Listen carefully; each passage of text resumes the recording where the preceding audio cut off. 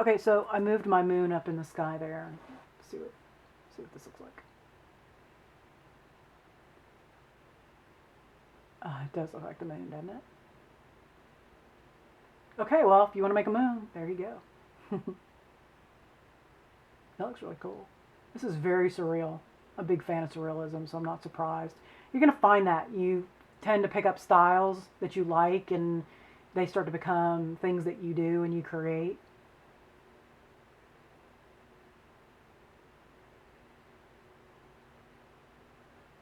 Pretty cool.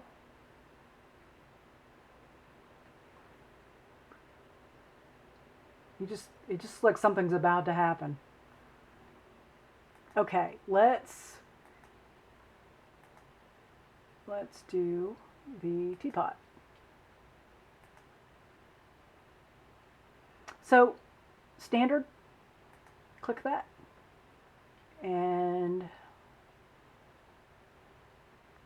physical material, and there's some presets here.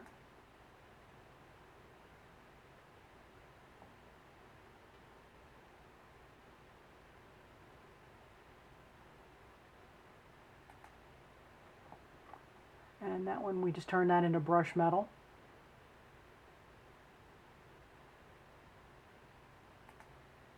And you can change the color of it.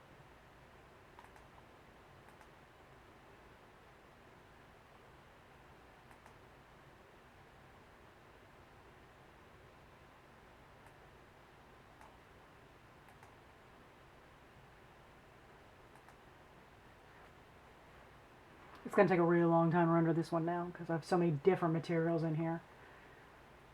So the lesson to take away from that is you want to do one or two things that are special, but everything else you just kind of want to be basic with. Or it will take forever to render things out once we start rendering out your animations. Or you could just make sure you give yourself enough time that when you want to render them out, you can do a frame. And see, once this renders out, it will tell me how long it took. Like it took a minute for the last one. So say I have 100 frames. I know that it's going to take me 58 minutes to render out. Is that right? No. 100 times 58 is 5,800. Divided, so let's just say 6,000 divided by 60 is 10 hours. So I know that if, say, I wanted to do this, I was going to set up my rendering, say, at 8 o'clock at night, and it'll be done by 6 o'clock in the morning. So that's something to take into consideration. That's what we used to do before computers became super fast. When I first learned this software 20 years ago, I was working in an architecture design firm, and we were using the software. We had gotten a copy of the software that we were using to render out our designs. And we would have to set them up on a Friday night and let them render all weekend and come in on Monday to have a single image. So the technology's really improved and gotten faster, but it's still slow. And this is a very fast machine. So it might take you guys a little bit longer. Okay, did I not apply that? So I'm sitting here telling you my story, and there we go, I didn't. All right.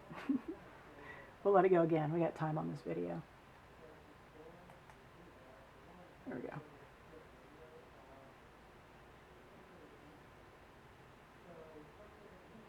And so there's a whole lot you can do, and there are all these different variables. But that is sort of the overview, big picture of material application. And what I'm going to do is I'm going to create a scene and apply another set of materials and show you how to problem solve, so that you know what you want to do for any issues you might run into. So we'll do that one after this. This was just sort of showing you the tools and how to apply the different things, and I'm just going to go through and show you just basic. I'm going to create a scene and just apply materials, basic materials to them. There we go. Look at that teapot. It's fabulous. This you couldn't do with the basics. There's a lot of stuff that we don't have access to on this that you do with the physical material. But we're going to work with these kinds of things over the summer. But for now, you have that. And then another really cool one to show you, let's put it on this cube, is red sports car paint. Oh, I just applied that to the, I didn't mean to do that. Oh, it accidentally, there we go. Okay, so standard physical material, red sports car paint. There it is. And it's pretty freaking cool. I don't want the reflections to be purple, I want them to be.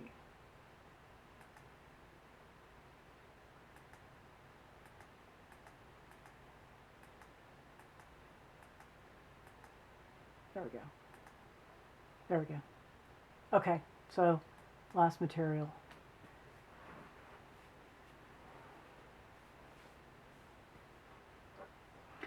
So also when you're picking materials, you want to start thinking about this when you're putting together your scene. You also want to think very seriously about the principles and elements of design.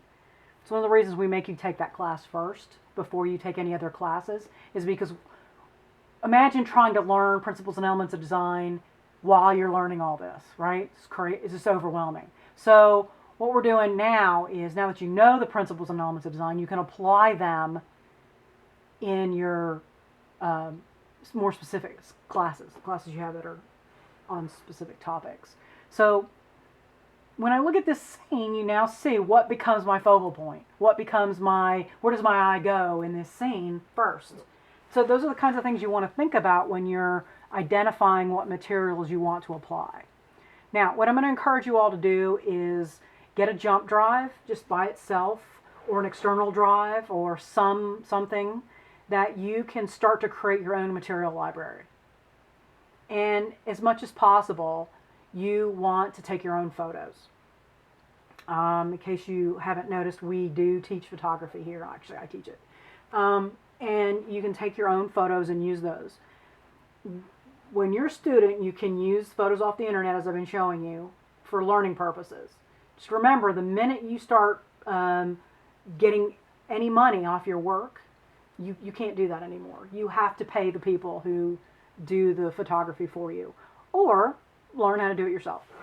Especially with cameras getting better and better, get better on your phone. I mean, half the people in my class use a camera app for their phone for the first photography class, and you can do that. Anyway, so here it is, the final in a scene. Actually looks more like Jello than car paint, but look, it's not as bright there as it is there. But nonetheless, it's very surreal, very interesting, and it's done.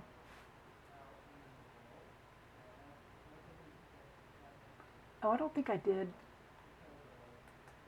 Oh, I don't think there was enough. I know what I didn't do on this one. I didn't do the bump. Drag that out to the bump.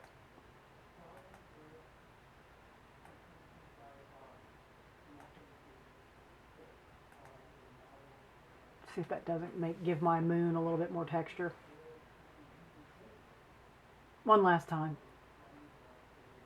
Yeah, there we go. See it now? See how it really looks. I forgot to put the bump in there. That was what's wrong with that.